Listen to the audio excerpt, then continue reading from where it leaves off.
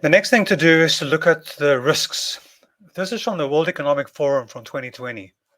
And you'll see that there's risks by likelihood and impact over the next 10 years. So what is the likelihood of extreme weather? So we're saying that the likelihood of extreme weather is high. Climate action failure. So we're trying to fix the climate, but we're not getting anywhere. We're failing. What's the chance of natural disaster? It's high. Biodiversity loss, human-made environmental disasters, data fraud or theft, cyber attacks, water crises, global governance failure, and asset bubble.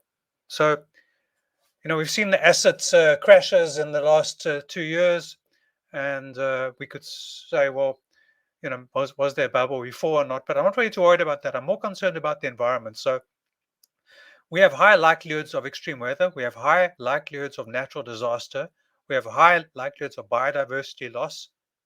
We have high likelihoods of human-made environmental disasters. We have a high likelihood of water crises. And we have a high likelihood of a global governance failure, which is that governance is difficult to define, but what I do is I say it's protecting your borders. So the border could be the border of the country, it could be the border of your company, it could be a physical border, it could be a mind border, it could be intellectual property. And then what impact do these environmental, the things that are likely to happen in the environment, what impact do they have? Well, impact climate action failure. If we don't sort out our climate action, we're going to have extreme weather. We're going to impact on environmental loss.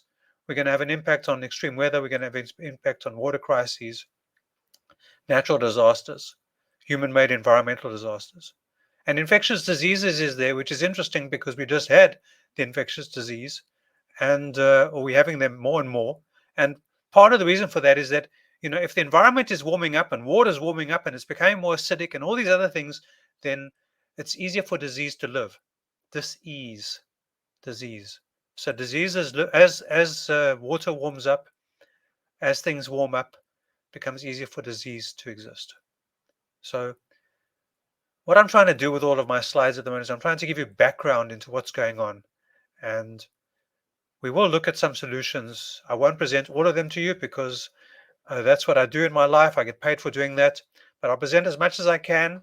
And if you want a short, quick summary, 1 hour, then talk to me and we can get it done quickly. And otherwise, you're very welcome to continue watching my videos. Thank you and see you soon. Okay, good night.